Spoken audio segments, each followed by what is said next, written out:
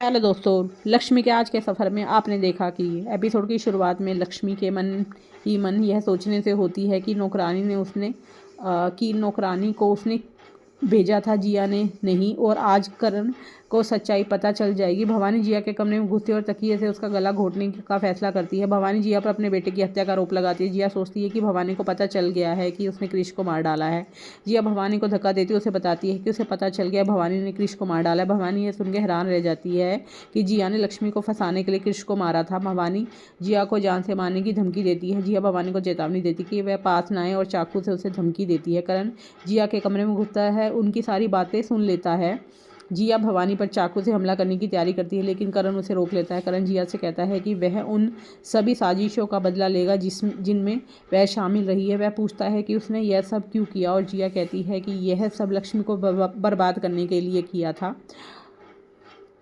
जिया करण को समझाती कि बच्चों को उसे जन्म दिया है और उसने और क्रिश ने अस्पताल की रिपोर्ट में हेराफेरी की थी। वह करण को यह भी बताती है कि कैसे उसे उसके और लक्ष्मी के बीच गलतफहमियां पैदा की। करण लक्ष्मी के बारे में सोचते हुए जिया को जान से मारने की धमकी देता है।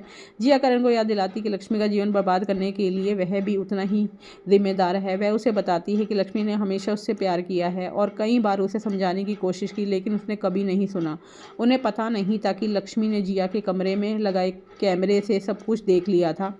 करण जिया का गला घोटकर उसे मारने की कोशिश करता है। जिया करण को चेतावनी देती कि अगर उसने उसे मार डाला तो उसे कभी पता नहीं चलेगा कि शानवी कहाँ है, और खुलासा करती है कि लक्ष्मी की बेटी शानवी जीवित है। यह सुनकर लक्ष्मी चौंक जाती है। भवानी करण को बताती है कि शानवी जीवित है और कहती है कि जिया उसे मारना चाहती थी, लेकिन भवानी ने उसे रोक दिया।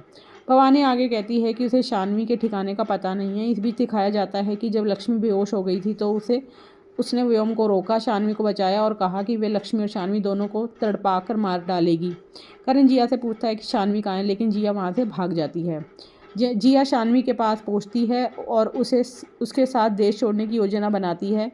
लक्ष्मी जिया को रोकती है, उसे अपनी बेटी को हाथ न लगाने की चेतावनी देती है। जिया बच्चे की गाड़ी को धक्का देकर दूर कर देती है, लेकिन लक्ष्मी शानवी को बचा लेती है।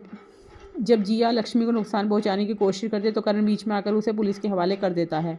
बाद में करण लक्ष्मी के सामने घुटने टेककर उस पर विश्वास ना करने के लिए माफ़ी मांगता है। वह कहता है अगर वह उसके साथ नहीं रहना चाहती तो वह उसे मजबूर नहीं करेगा, लेकिन साथ ही वह लक्ष्मी और शानवी के साथ रहना चाहता है। लक्ष्मी उसे माफ़ कर देती है। कुछ साल बाद करण शानवी के साथ खेल रहा होता है। लक्ष्मी उन्हें देखती है और सोचती है कि मेरा जीवन तो बिजी हो गया है और मेरी बहन के जीवन में भी खुशियाँ की कामना करती हूँ। वह उसके लिए माता रानी से प्रार्थना करती है। लक्ष्मी मंगल